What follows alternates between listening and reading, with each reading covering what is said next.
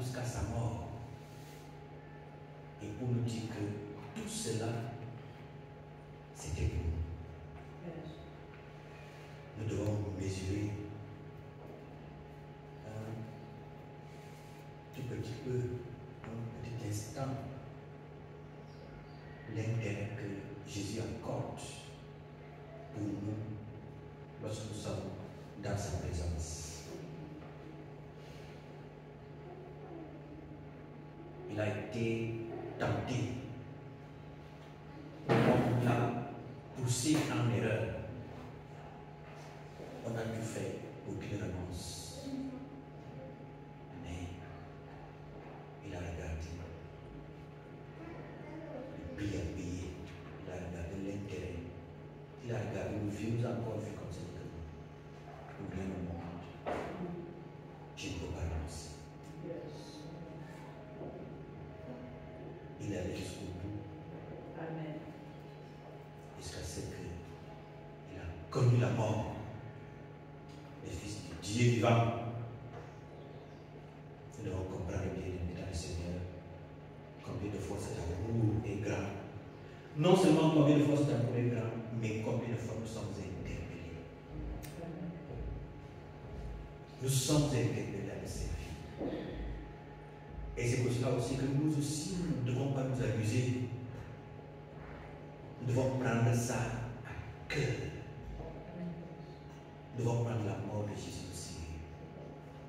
Nous devons prendre l'œuvre de Dieu au sérieux. Parce qu'il y va également de notre vie et de notre salut. C'est pourquoi, lorsque il nous arrive donc de nous présenter devant ce peuple précieux aux yeux de Dieu, c'est aussi pour nous un honneur et une occasion de rendre grâce à Dieu pour cet honneur qu'il nous fait en nous donnant d'être là encore. Ce matin donc, nous allons partager la parole de Dieu autour du thème l'impact de l'enseignement dans la vie d'un enfant de Dieu. Ou alors tout simplement l'impact de l'enseignement dans la vie. Amen. Qu'est-ce que l'enseignement nous donne? Qu'est-ce que l'enseignement nous fait? Et pour appuyer notre réflexion, Levons-nous pour lire la prophétie de Jérémie qui se trouve dans son livre, au chapitre 15, à partir du verset 19. 19 à 21.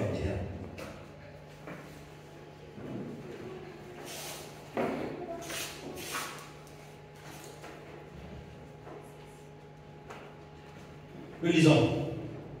C'est pourquoi, ainsi parle l'Éternel. Si tu te rattaches à moi, je te répondrai et tu te tiendras devant moi. Si tu sépares ce qui est précieux de ce qui est vil, tu seras comme ma bouche. C'est à eux de revenir à toi, mais ce n'est pas à toi de retourner vers eux.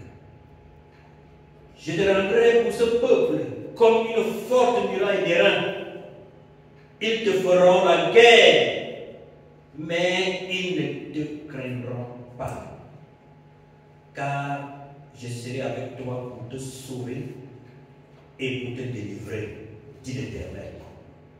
Je te délivrerai de la main des méchants, je te sauverai de la main des violents.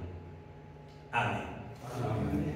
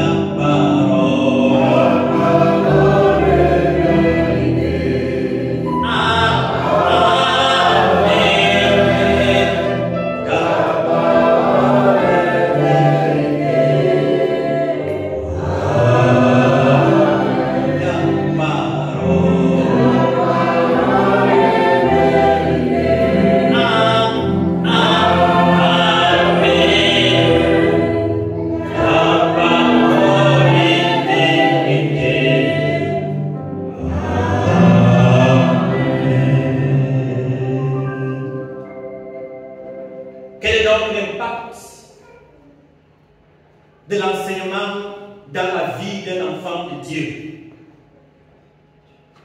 Mais avant d'arriver dans la vie d'un enfant de Dieu, parlons même d'abord de l'impact de l'enseignement dans la vie, dans la société. D'abord, parler de l'enseignement ici, c'est parler de l'école. C'est l'école. Aller à l'école. Pourquoi envoyons-nous d'abord les enfants à l'école? Parce que l'école, c'est la vie. Alléluia. L'école, c'est la vie. Si tu ne vas pas à l'école, tu es mort. Tu es mort. Tu n'existes pas. Tu n'existes pas. C'est pourquoi, à un moment donné, les Nations Unies avaient rendu l'école obligatoire. Vous allez voir dans toutes les constitutions du monde, dans les pays, il est dit que l'enseignement primaire est obligatoire. Non seulement il est obligatoire, mais il est gratuit. gratuit. C'est-à-dire que tous les États sont appelés à investir gratuitement, au moins, pour l'enseignement primaire. Parce que c'est un crime que de ne pas éduquer son peuple.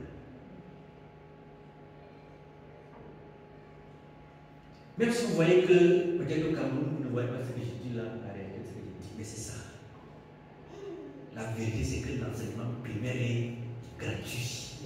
C'est inscrit non seulement dans la Constitution, mais également dans les conventions internationales. Que le minimum qu'il faut pour un enfant, c'est d'avoir les 7.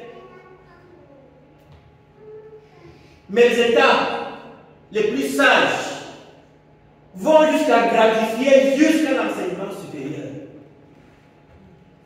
Parce que investir sur l'éducation est plus rentable que d'autres choses.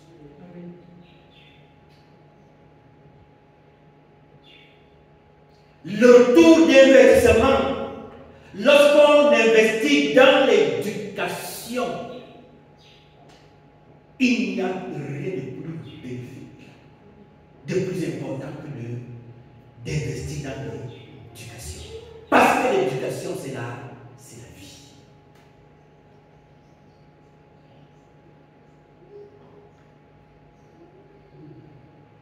L'éducation, c'est la vie.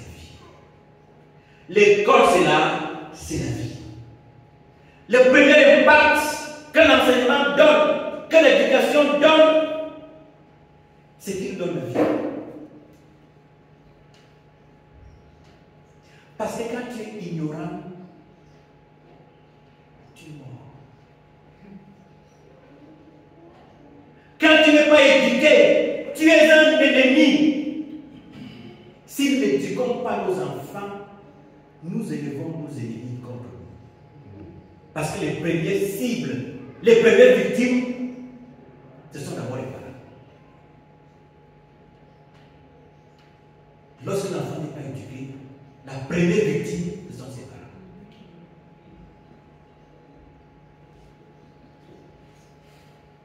Raison pour laquelle nous devons prendre ça à cœur.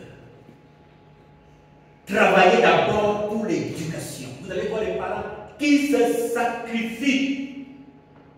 C'est-à-dire qu'on ne évalue même pas ces sacrifices qu'on fait pour l'éducation. Parce que l'enfant lui-même vient témoigner que papa, tu m'as envoyé à l'école, je te dis merci. Parce que tu lui as donné la vie. Tu l'as ressuscité. Quand on rentre maintenant dans la vie spirituelle, l'ignorance est un péché. Quand tu es ignorant, tu es un péché. Tu es un pécheur.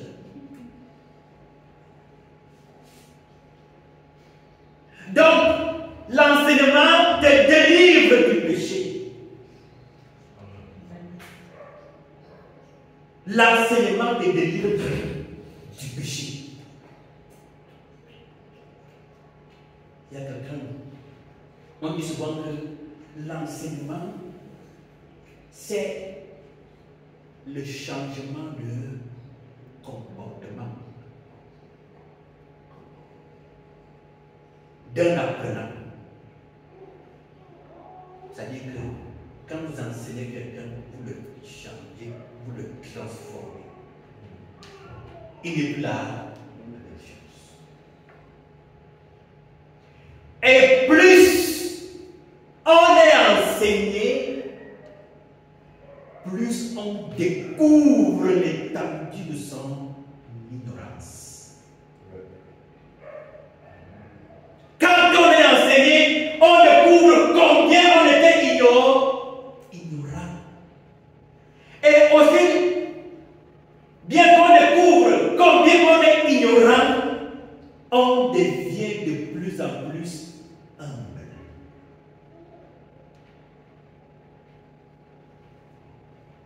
Parce que l'éducation rend humble. Lorsqu'on découvre combien on était ignorant, on devient humble. Et quand on devient humble, on devient un bon serviteur, une bonne servante de Dieu. Alléluia. C'est pour cela que Jérémie, vous savez, Jérémie, c'est l'un des prophètes qui ont le courage de parler à Dieu. Jérémie a dit au chapitre 12 que Seigneur, tu es trop pur pour qu'on te reproche. Mais laisse quand même que moi, Jérémie, je porte des jugements sur tes. Je porte des observations sur tes jugements. Laisse quand même te dire ça. C'est pour cela que Dieu lui dit ici que c'est pourquoi ainsi par l'Éternel. Si tu te rattaches à moi, je te répondrai. Et tu te tiendras devant moi. Si tu sépares ce qui est précieux de ce qui est vil, tu seras comme ma bouche. Séparer ce qui est précieux de ce qui est vil, c'est recevoir la connaissance. Il a voulu montrer à Jérémie que oui, tu es mon serviteur, tu es choisi de m'apprendre que tu me laisses. Mais, jusque-là, c'est comme l'impression que tu n'as pas encore su séparer ce qui est vil de ce qui est précieux. Et que si tu te rattaches à moi, si tu me recherches, si tu recherches la connaissance, tu seras comme moi.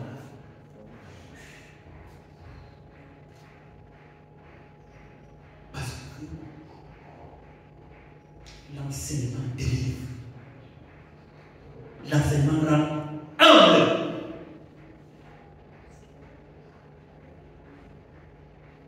C'est pourquoi nous devons nous laisser enseigner. Parce que sans l'enseignement, on est comment? La Bible dit que mon peuple périt faute de connaissance. Mon peuple meurt faute de connaissance.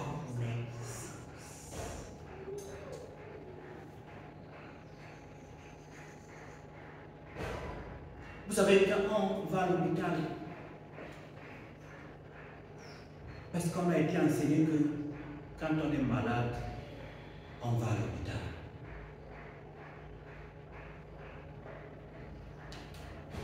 C'est comme ça qu'on a été enseigné. Malheureusement, qu'est-ce qui tue beaucoup plus les malades? Ce n'est même pas la maladie qui tue, c'est l'ignorance.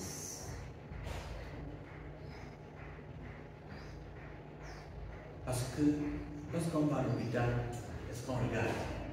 On regarde sa couche. Est-ce que j'ai l'argent pour payer les soins?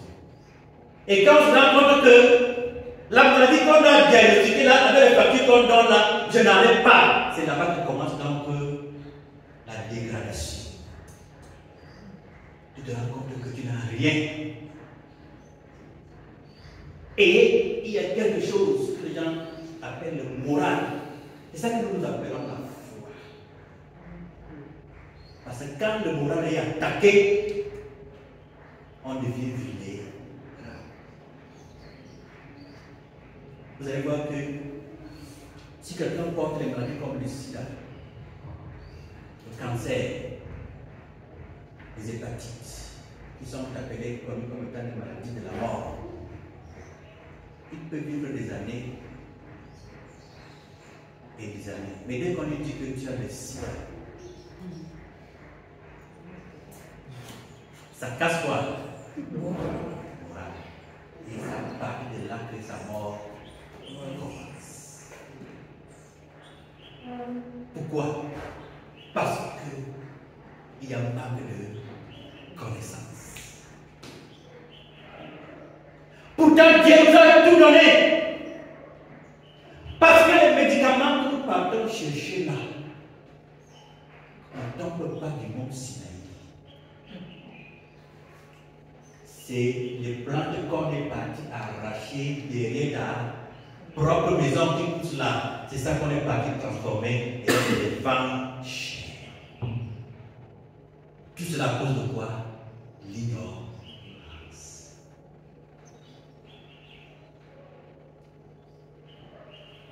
La Bible dit dans le livre de Genèse, chapitre 1, verset 29.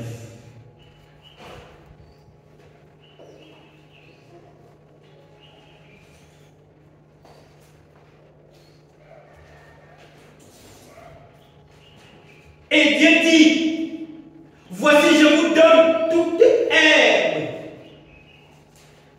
C'est Dieu qui dit, je vous donne toute herbe portant de la semence qui est à la surface de toute la terre.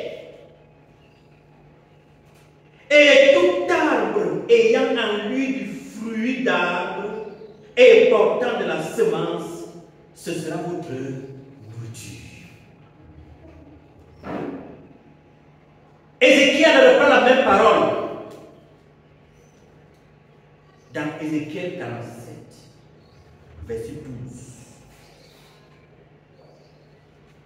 Pour compléter cette parole, Ézéchiel dit, sur le torrent, sur ces bords, de chaque côté, croîtront toutes sortes d'arbres fruitiers. Leur feuillage ne se flétrira point. Et leurs fruits n'auront point de fin. Ils mûriront tous les mois parce que les eaux sortiront du sanctuaire. Leurs fruits serviront de nourriture et leurs feuilles de remède. Alléluia. Le remède est dans le fruit de l'arbre. C'est ce qu'on connaît.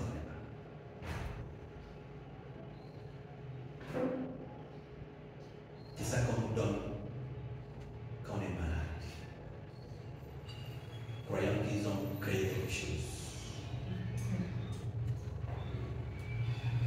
Et c'est l'enseignement que nous avons.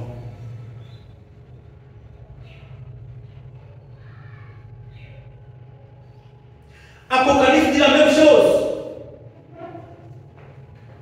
Chapitre 22, verset 2. Au milieu de la place de la ville, et sur les deux bords du fleuve, cela veut dire c'est tout à côté, il y avait un arbre de vie, produisant 12 fois des fruits, rendant son fruit chaque mois et donnant les feuilles servant à la guérison des nations.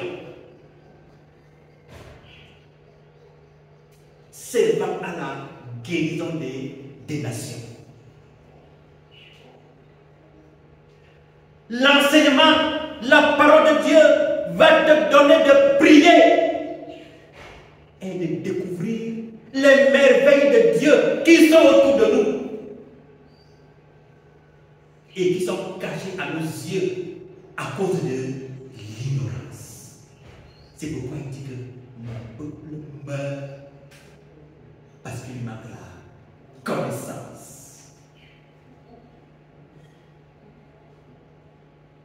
Nous avons du travail à faire. Parce que à travers l'enseignement, nous devons découvrir Dieu au jour le jour. Et avoir les armes nécessaires pour notre vie.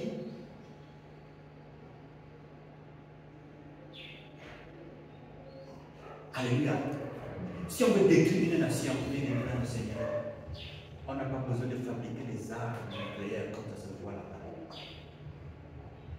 À partir du moment où vous forcez les programmes d'éducation, à partir du moment où vous n'enseignez pas les enfants, rendons-nous dans 20 ans.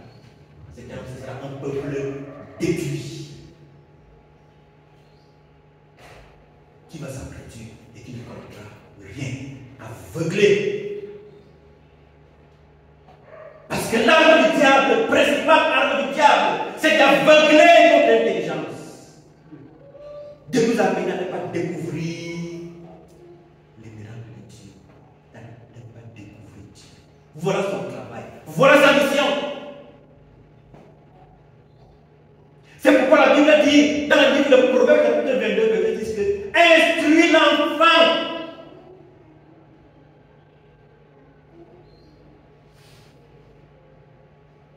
Parce que quand il sera grand, il s'en souviendra. Il faut instruire. Il faut aller à l'école. Il faut venir aux enseignements pour venir découvrir les merveilles de Dieu. Parce que la parole de Dieu délivre. La parole de Dieu rend humble. Alléluia. Lorsqu'Adam et Ève, après avoir péché, ont entendu la voix de Dieu, qu'est-ce qui leur est arrivé? Ils se sont cachés. Qu'est-ce que ça signifie? Ça signifie qu'ils avaient honte.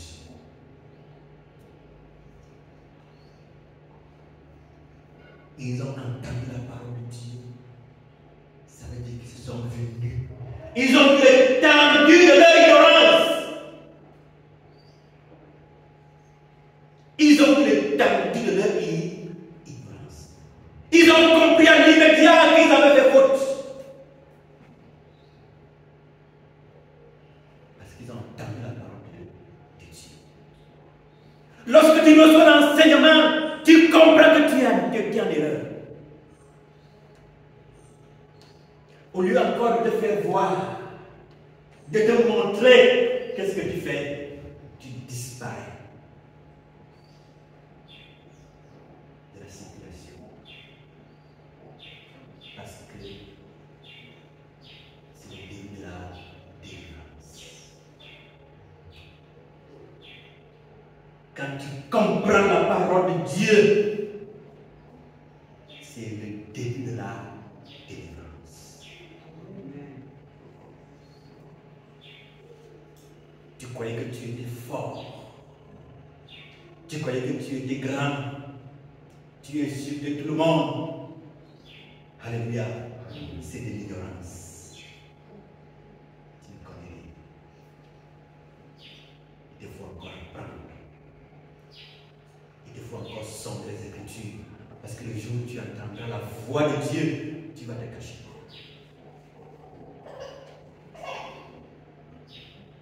Tu n'auras plus le courage de parler.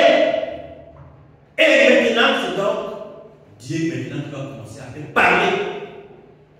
Et tu vas maintenant rentrer au service de Dieu.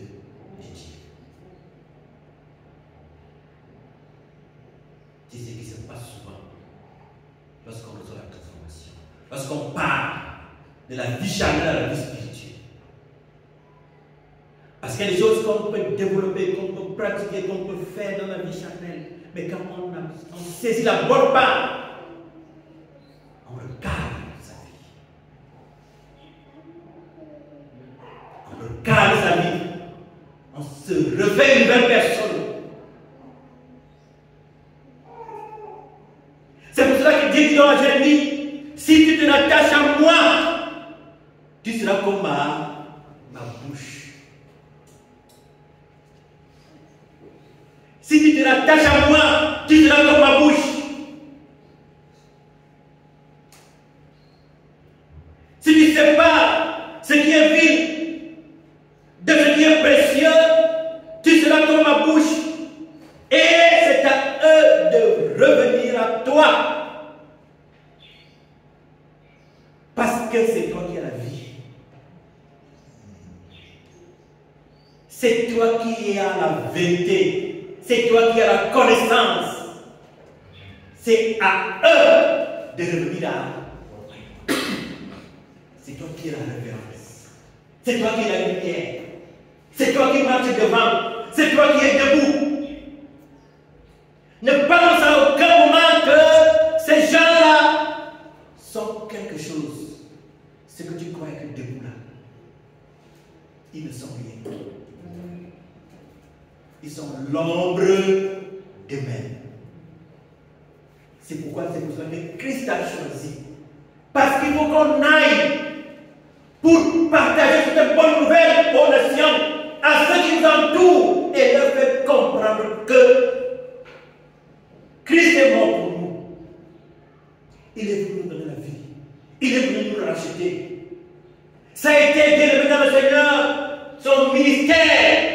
Le premier ministère de Christ, l'unique, c'était d'enseigner. Enseigner les Juifs. Parce qu'ils étaient ignorants. Ils étaient morts. Ils étaient aveuglés. Ils étaient paralysés. Ils n'avaient pas la parole. Ils n'avaient pas la connaissance. Il fallait avoir pitié d'eux. Parce qu'ils ne représentaient rien. Dieu dit à Jérémie, c'est à eux de revenir à moi. C'est toi qui as reçu la bonne part. C'est toi qui as découvert ce précieux, cet objet précieux, cet or. Mais ce n'est pas à toi de retourner vers eux.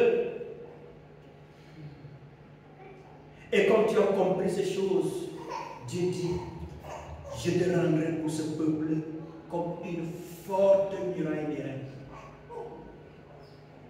Une forte muraille des reins.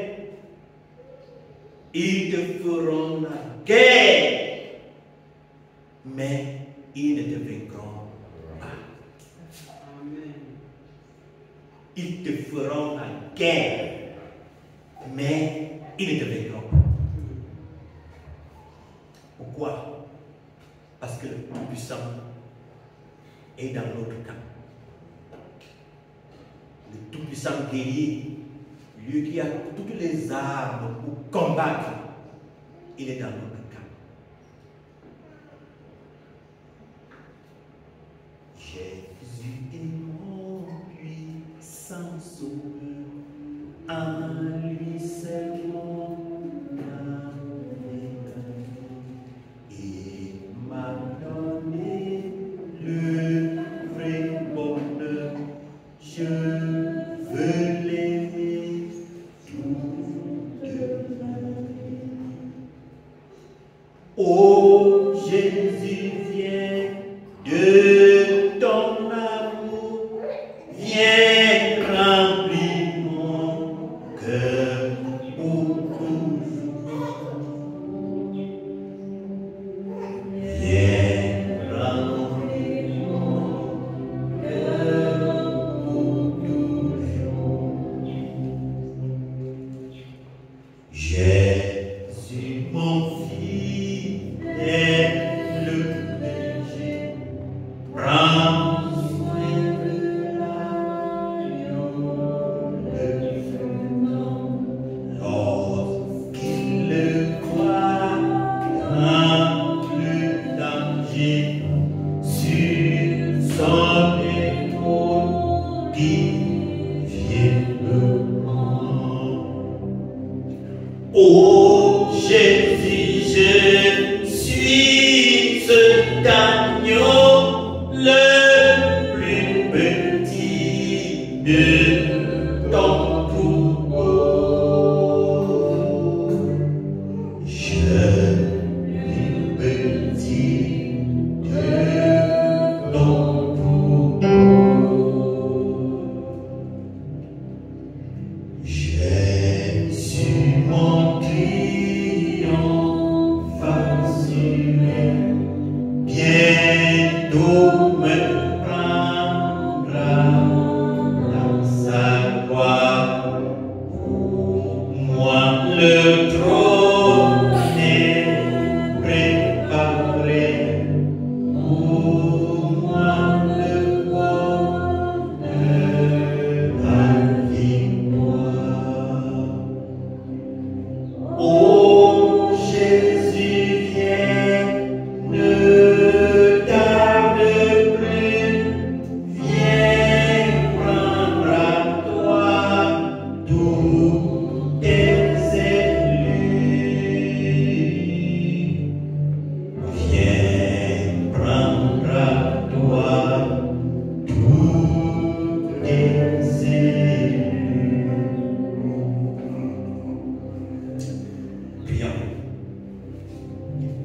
Seigneur, je te bénis encore ce matin pour cette parole.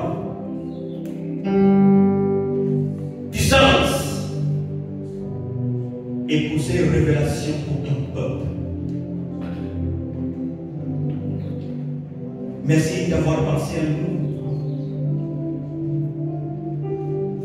pour nous interpeller à nouveau pour l'œuvre pour laquelle tu nous as appelés, à savoir recevoir ton enseignement. Nous voulons une fois de plus te dire merci parce que tu ouvres nos cœurs à entendre ta voix et à comprendre ta volonté.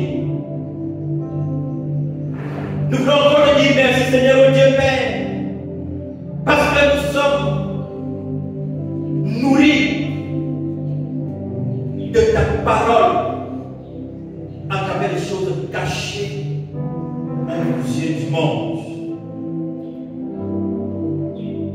Merci au Dieu Père de nous délivrer de l'ignorance, des choses qui te concernent, toi qui as créé l'univers. Merci au Dieu Père de nous donner encore des armes nécessaires pour vivre dans ce monde et de comprendre les choses telles que tu les as préparées pour nous. Merci au Dieu de nous donner d'être des enfants, des disciples pour la louange de ta gloire. Seigneur, nous voulons encore de plus de confesser au Dieu Père notre amour pour toi et notre engagement au Dieu Père à te suivre pour que tu nous donnes la connaissance, gage de notre salut, gage de notre paix, gage de notre joie. Seigneur, face à ces multitudes d'enseignants, nous voulons t'identifier afin que nous nous approchions à toi, parce que c'est ta parole qui est vérité et c'est elle seule qui peut nous conduire dans de vrais pâturages. Seigneur, nourris-nous au jour de ta parole, éclaire-nous davantage, ô Dieu Père éternel, et que quiconque dans tes rêves, ô Dieu Père, la tranquillité de ton peuple et sa concentration dans sa méditation, ô Dieu Père, que celui-là soit dans la confusion de face. Mais laisse que ton peuple se réjouisse en ta présence de tout ce que tu fais pour lui aujourd'hui. Merci encore pour cette parole, qu'elle soit inscrite sur la table de notre cœur avec l'encre indélébile et que nous ne soyons pas seulement ceux qui écoutent, mais aussi et surtout ceux qui la mettent en pratique. La mettre en pratique consiste aussi, au Dieu, à partager cet évangile, au Dieu, avec nos amis, avec nos voisins, avec nos camarades, avec nos frères et sœurs dans la chair, avec tout ce qui nous entoure. Car tu dis, allez, faites de toutes les nations des disciples, les baptisant au nom du Père, du Fils et du Saint-Esprit. Enseignez-leur à observer tout ce que je vous ai prescrit. Et voici, je suis avec vous tous les jours, jusqu'à la fin du monde. Que ce message, Seigneur, soit donc prêché et que les portes soient ouvertes à la multitude pour que le jour où tu reviendras, que nous soyons, Dieu Père éternel, prêts à être emportés et à être sauvés. Merci Seigneur d'avoir accepté le communion encore avec nous ce matin. Que l'honneur, la louange, le culte et l'adoration soient davantage dans le partage pour toujours. Au nom de Jésus.